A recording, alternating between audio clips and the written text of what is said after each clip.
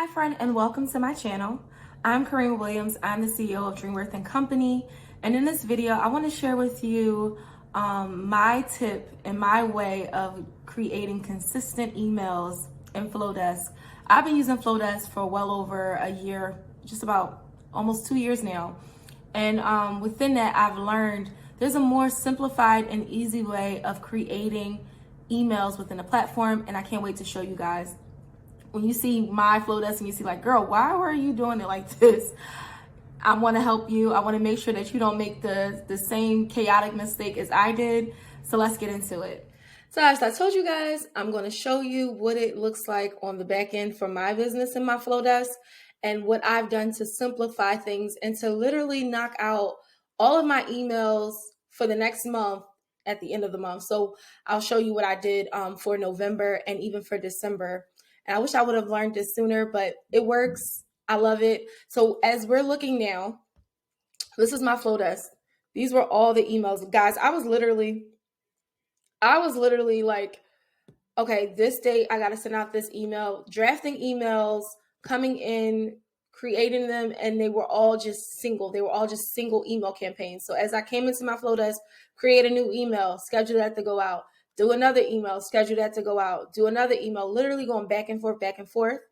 And so looking at it and seeing it from this view. So as you can see, it looks as if the last email that I sent was back in October. But here's the thing.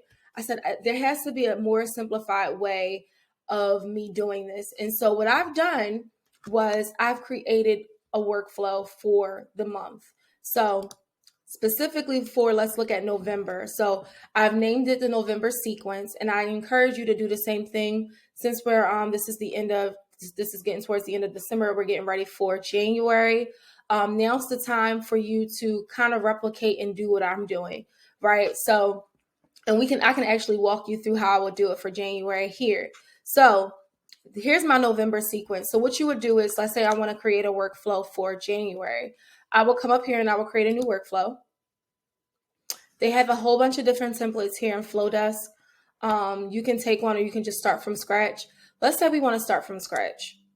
We're going to name it January, if I can spell, January sequence.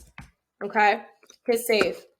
Now, the triggers. So workflows they only work once they're triggered by something, right? So for me and for you, what you would do is you would add your trigger, and the trigger will be based on beginning this workflow when a subscriber is added to a segment. So what is that segment? We're going to name it. There's no segments in here, right? There's no segment for this specific workflow just yet. What we're going to do and what you're going to do every single month, you're going to create it just like this. So you're going to come in, choose a segment. You're going to create a segment. We're not going to choose one. We're just going to call it January, because this is the month we're focused on. January. You can call it segment. Okay. Create January segment. That means that when all of your subscribers are tagged as or pulled into this segment of January segment, then the sequence will begin.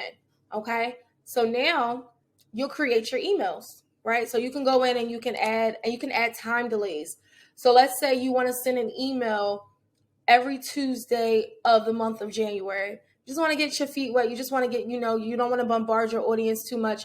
I often tell clients that sending an email, just one email a week is totally fine. You do not have to bombard your audience that much unless you're kind of sort of, not to say bombarding, but if you don't want to overwhelm them in the inbox, do an email a week. If you feel as though that's what your comfort level is and that's where you feel as though your communications lie, do one email a week. If you want to be a little bit more aggressive, if you have a launch coming up, if you really want to focus on your sales in a specific month, then go ahead and do 2 emails, do 3.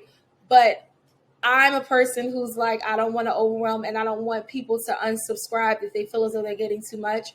So I typically tell my clients, based on, what their comfort level is and what they believe they can do, start off with 1 email a week. So that's 4 emails, sometimes 5, 4 emails a month, right? So if you're going off of that mentality, I would then say add a time delay, right? So we're going to add a time delay, specific day of the year, right? So as we said, the first Tuesday the first Tuesday in January, every Tuesday in January, not first Tuesday. So the first one will be January 3rd. And I think it's 5 Tuesdays in January. So you have 5 emails this month. So we're going to wait until that time. And now here's the tricky part where it's like, well, what time should I send my emails? If you've been using Flodesk, go back to see what Flodesk has as the perfect time for morning, best time for morning, best time for afternoon. And you can also like based on that time. So for me, I will do mornings. I want people to check out my emails the first thing in the morning. So normally mine is around like a good 5:30, 5:45 in the morning. What Flodesk suggests, and that's where I get the most open rates. So be consistent. So I would say, let's say 5:30 a.m. Right. So wait until 5:30. And then when we're waiting, we're going to have them send an email. Okay. So then we can either duplicate a past email that we sent or create a new one. Let's just duplicate one. This is just for testing purposes anyway. So we're going to duplicate that. Boom. You're going to complete this workflow out all within the same workflow. You're going to do the same thing all. And the beautiful thing of this is that you're able to see it all in one view versus it being all over the place. As I said before, mine was chaotic. So you're able to see it all in one view. So you're able to tell, okay, on January 3rd, this email went out, and then the next one, so on. So then you're going to do another time delay, wait a specific day of the year. What's the next date? The 13th, not December, January 10th. Yep. And then you're going to have another email go out. And then you're going to maybe duplicate another email if you want to keep that same design. And then you're going to do that all for the rest of January. Now you're probably like, well, Rima, how do I get people into the workflow? So then you're going to come out of here. So don't hit publish just yet. Go back up to the Flodesk, to the little icon. You see it's still in draft mode. So then once you have all of your emails completed, once you have everything, you're ready to go, then you're going to come in and you're going to go up to emails. No, you're going to go up to audience. You're going to select all. So select all of your emails within Flodesk. And then you're going to add them to a segment. What segment we're adding them to? The January one. After you do that, then you go back to your workflow and you hit publish. You're done. When I tell you, this literally saved me so much time. It let me be able to be focused and to not have to worry about, oh, what am I sending this week? My emails are already complete. They're already done.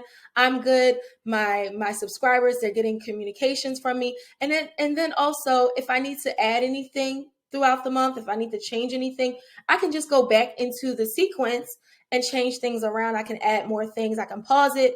I can change some text, add some new emails, add some new call to actions, and I'm done. So I hope this video was very, very helpful. If you want to stay connected with me, definitely check me out at Dreamworth & Company. If you want to follow me, I am active on Instagram as well as Pinterest. But you can follow me at Dreamworth_Co. Thank you so much, and I look forward to seeing you in my next video.